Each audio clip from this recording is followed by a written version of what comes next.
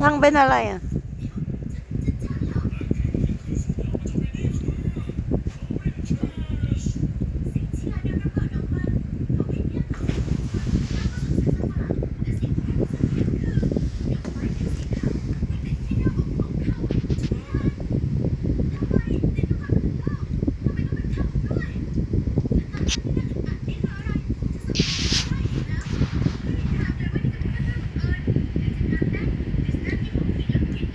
เป็นอะไรตัง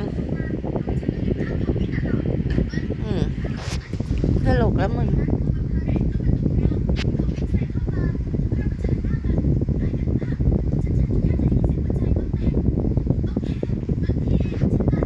เอาหยบ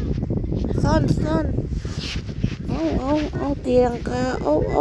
คุ้มครั่งแล้ว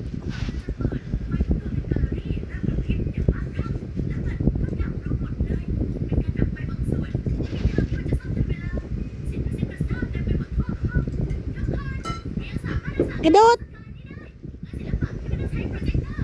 จิ๊บไปดีกว่าไม่ยุ่งกับไอเด็กเป็ดนี่ละไปนอนดีกว่าติ๊บเด็กเป็ดนี้เล่นอะไรก็ไม่รู้ติ๊บนอนดีกว่าเอ้าไอเด็กเป็ดมันไปกวนอีกแล้ว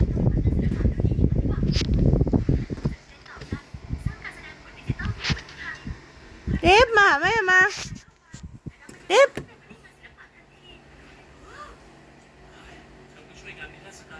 ติ๊บมานี่มาโน่เด็กเป็ดมันวิ่งอีกแล้ว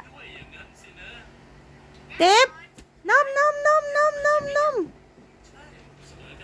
ไอเด็กเป็ดเตียงกะมันซ่อ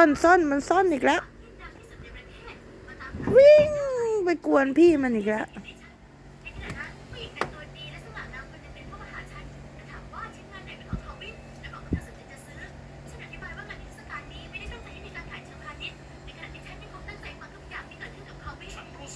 ติ๊บ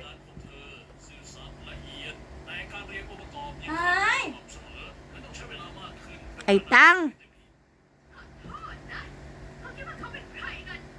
ติ๊บนมติ๊บเอานมมา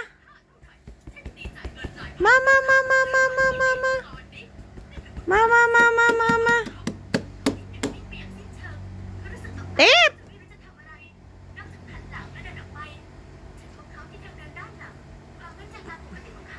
สวัสดีครับพี่ติ๊บ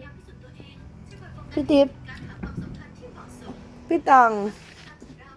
สวัสดีจ้าพี่ตังพี่ติ๊บพี่ตัง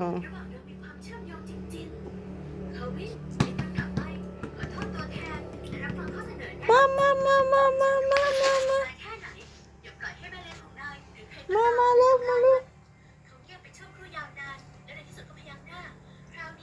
เร็วติ๊บกี่ตังนี่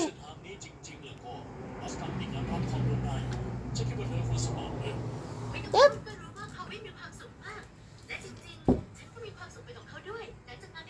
มาเร็วนมไหมนมใคร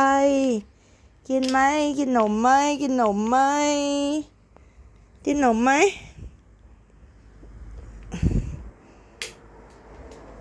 สวัสดีครับเดี๋ยวครับตังจ๋าติ๊บตังเอาไหม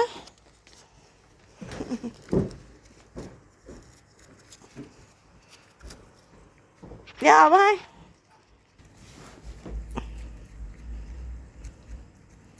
กินเอาน้องตังด้วย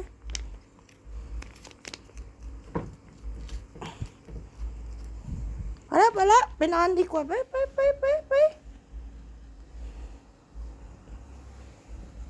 โดด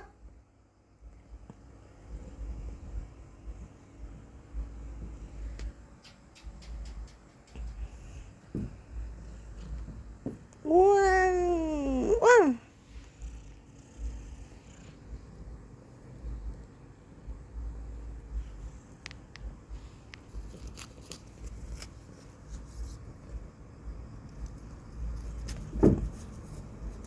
เดี๋ยวบีบไป